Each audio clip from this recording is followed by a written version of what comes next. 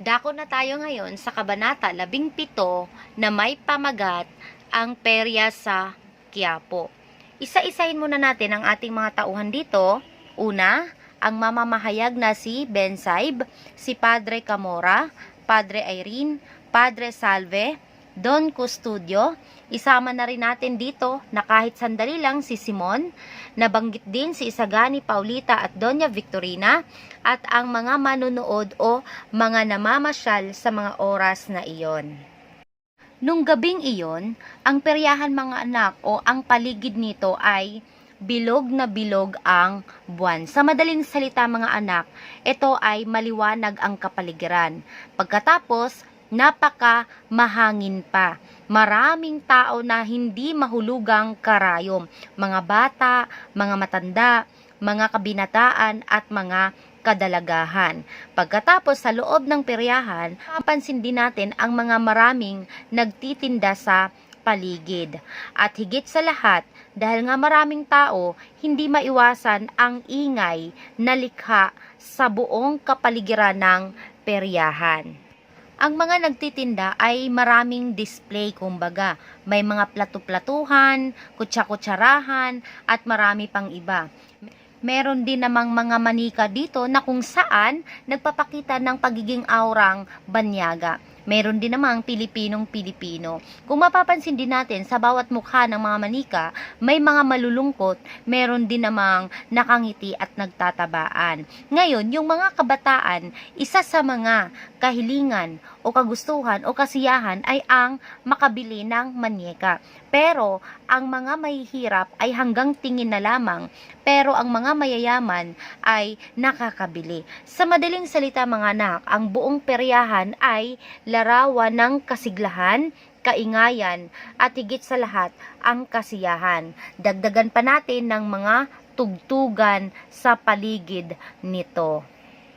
Ngayon, balikan natin ang pangkat ng mga praile. Sila ay papunta na sa peryahan. Pero habang sila'y naglalakbay, hindi maiiwasan na sila ay naghaharutan, nagkikwentuhan, nagtatawanan sa pangunguna ni Padre Camora, Bensaib at marami pang iba. Ilang sandali lamang at sila ay nakarating na ng peryahan. Pagdating, napansin ng bawat pangkat o napansin ng pangkat na ang peryahan ay nagliliwanag. Bakit? Kasi maraming mga bumbilya na nagsisilbing ilaw sa paligid. Kitang-kita nila ang kasiglahan sa buong kapaligiran. Lalong-lalo na nung nakita ng pari na si Padre Camora ang mga kadalagahan na ang gaganda, no? Na hindi niya maiwasang humanga at kulang na lang sakmalin niya.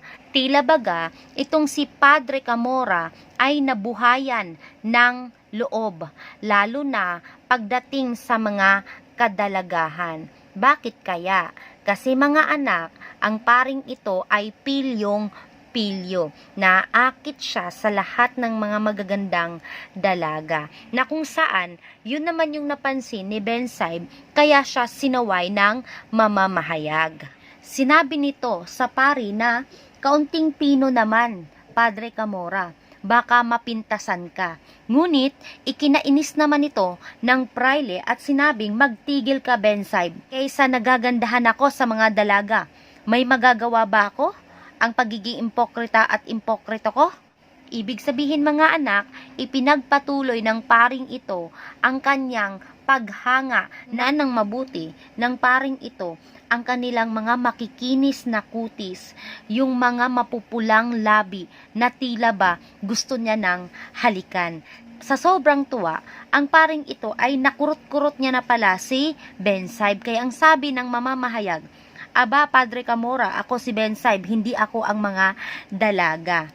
Kaya agad naman na humingi ng paumanhin ang paring ito. Ngunit, aba, nung dumating si Paulita na kasama si Isagani, si Doña Victorina, aba, ang paring ito ay mas lalong namangha sa kadalagahan.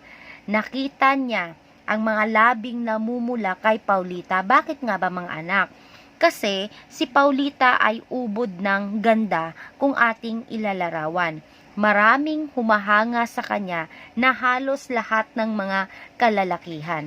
Samantalang si Padre Camora naman, aba, sa kakatitig niya, parang nais niyang halikan si Paulita at nagsasabing, halika dito, halika dito. So, ibig sabihin mga anak, ang paring ito ay nagpapakita lamang ng kanyang kapilyuhan. At take note mga anak, itong si Padre Camora ay talaga namang makikita nating nakikipaggit-gitan pa, makita lamang si Paulita kasi mga anak, patay na patay ang paring ito sa dalaga. Yan ang dahilan kung bakit inaasar ni Bensaib ang paring ito. At sinabi, oh, mukhang pulang-pula ka, Padre Camora. Huwag na huwag kang magagalit. Baka sa halip na kuritin mo ko at pisil-pisilin ang pisngi ko, ay hampasin mo ang likod ko o bugbugin mo si Bensaib na kaibigan mo. Alam mo ang sinabi ni Padre Camora? Animal ka, magtigil ka. Sa madaling salita, bakit? Kasi ayaw magpaawat ni Padre Camora sa katitig kay Paulita. Susundan nga sana ng paring ito si Paulita kung hindi lamang natak ang manggas ng abito niya. Sino naghatak? Si Bensaib. Yun ang dahilan kung bakit hindi nakasunod ang paring ito kay Paulita. Ito namang si Padre Salve ay ngingisi-ngisi lamang. Samantalang, si Padre Irene naman ay hindi kumikibo at si Don Custodio naman, kunwari, patay mali siya at wala siyang nakikita. Samantalang, si Simon naman ay kitang-kita niya ang kapilyuhan nga ng paring ito. Ito naman si Bensaib mga anak ay nakipag-usap kay Mr. Leeds, ang hari ng mga mahika kumbaga. Siya yung nagtatanghal sa peryahan na may mahiwagang ulong nagsasalita. Kinausap niya para sabihin na ang mga praile ay manunood. Natuwa naman si Bensaib dahil napauon niya si Mr. Leeds na ibig sabihin solong-solo niya o solong-solo nila ang panunood sa palabas na iyon. Kaya yung mga taong dumadagsa sa peryahan mga anak, walang magawa at may nagalit pa. Ngunit, pinakiusapan sila ng maayos ni Mr. Leeds na maaring kinabukasan na at maaga na lang bubuksan ang peryahan. Ang mga tao naman ay magalang na umalis dahil sa pakiusap ni Mr. Leeds. At dahil nga ihahanda pa ni Mr. Leeds ang palabas, itong pangkat na ito mga anak ay nag-ikot-ikot muna sa buong kapaligiran. At napansin ng pangkat na ito na sa tabi ng pinto may mga tabla doon mga anak. Kadalasan sa mga nakalilok ay tungkol sa mga praile na maraming alagad sa simbahan na ang itinatampok ay tungkol lamang sa mga kagandahan ang binibigyang pansin. May mga katutubo ba? Mga anak, wala. Kahit na ang katutubo ay karapat-dapat na pahalagahan, wala pong katutubo. Ngayon, dahil tumitingin sila ng mga nakaukit doon, itong si Bensaib mga anak, aba, biglang nang asar kay Padre Camora. Ang sabi niya, aba, mukhang kamukha mo, Padre Camora, ang paring nagro-rosaryo na ito. Ito namang pari ay galit na galit sa sinabi ni Bensaib. Yun naman din ang dahilan kung bakit ang kanilang mga pangkat mga anak ay lalong nagtawanan. Dahil dito, itong si Padre Camora ay nag-isip para makaganti sa sinabi ni Bensaib. May nakita siya uli doon na nakalilo. Kaya ang sabi ni Padre Camora, aba, mukhang kamukha mo to, Bensaib, yung babaeng bulag, nakasalampak, habang namamalansya. Kaya ang sabi ni Bensaib, ano ka ba, Padre Camora? Hindi ako babae at hindi ako marunong mamlansya. Kaya nagtawanan na naman ang buong pangkat. Hanggang sa napansin nila na ang pangalan na La Prensa Filipina. Ano tong La Prensa Filipina? Ito yung kabuuhan ng mga napansin nila. Nung napansin nilang pamagat na ito, talaga namang humanga sila sa angking talino, ganda ng paglilok, hanggang sa natawag ang pansin naman ng mga pari dahil sa lilok na ito. Ano yon? Ang katutubong nakatali daw ang mga bisig at nakayuko, na tila ba nahihiyang ipakilala ang sarili sa kasalukuyan, ngunit kinakabahan sa hinaharap.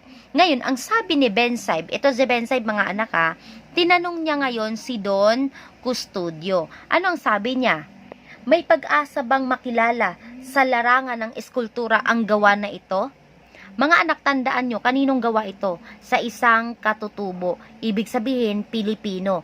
Ngayon, ang ginawa ngayon ni Don Custodio, tumingin muna, nakiramdam muna sa mga praile. Ngayon, ang sabi niya, para sa kanya daw, dapat pa silang magsanay upang maituring na tunay na artista. Bakit niya kaya nasabi yun? Kasi alam niya na ang gumawa ay katutubo. Pero alam ni Don Custodio na magaling, maganda ang pagkakalikha. Kaya nga tumingin siya sa mga praile. Kaya yun ang kanyang kasagutan. Bakit? Dahil ayaw niyang pag-initan siya ng mga paring ito. Kaya ang sabi na lamang niya, kailangang mga ribulto ng santa at santo ang dapat na lilukin. O ngayon, paano natin susuriin ang sinabi ni Don Custodio? Matalinong nag-isip si Don Custodio para hindi siya pag-initan. Ibig sabihin, dumadaloy lamang siya kung ano ang sistema sa kapaligiran. Hanggang sa, ang pangkat na ito ay may nakita na namang imahe. Ang imahe na yon ay kamukha daw ni Quiroga. Ayan, di ba kilala nyo si Quiroga, mga anak? Siya ay in-check, negosyante, nagpapautang. Ang sabi ng pangkat, ang nakalilok na daw yon kapag malayuan, kamukha ni Quiroga. Pero kapag malapitan daw, mga anak, kamukha naman daw ni Padre Irene. Kaya ang lahat ay nagtatawanan. Hanggang sa may nakita na naman silang ikalawang imahe, mga anak. Tandaan nyo ha? So, nasa ikalawa na tayo. Ang imaheng yun ay kamukha na naman daw ni Simon. Bakit kaya nasabi? Kasi nga daw, ang nakalilok ay may matatalim na mata, matangos ang ilong, at parehong naka-Amerikana pa. Ngayon, ganun naman si Simon. Kahit na mahaba ang kanyang bigote, mapapansin sa kanyang kutis na ito ay may pagka-mistisuhin. Hanggang sa napansin ng pangkat na ito na nung mga oras na yun pala, si Simon ay biglang nawala. Kaya inisip ng mga pare na baka itong si Simon ay napakatalino. Akala nila ay magpapalibre sila. Pero mga anak, hindi nila alam bakit kaya umalis si Simon. Balikan natin ang mga nakaraang kabanata. Kaya aalis si Simon kasi may darating na kontrabando at doon ilalagay sa kay Quiroga. Hanggang sa ang pangkat na ito ay kailangan ng pumasok sapagkat magsisimula na ang palabas. Ang bawat pari ay hindi maiwasan sila ay natatakot, lalo na si Padre Camora. Kaya ang sabi ni Bensaib kay Padre Camora, ito ay mga salamin lamang, Padre, na nasa unahan, likuran at tagiliran. Ibig sabihin, ipinapakita dito ni Bensaib na kunwari alam na alam niya ang siyensya. Samantalang, si Bensaib naman ay hindi lang niya first time. Ngunit, hindi pa rin maiwasan na siya ay may kaba din habang pumapasok. Samantalang, si Padre Camora naman ay pinandilatan niya si Bensaib dahil sa pagmamagaling nito na eksperto daw sa pisika. Ayan, at yan lamang ang ating mga pangyayari sa kabanatang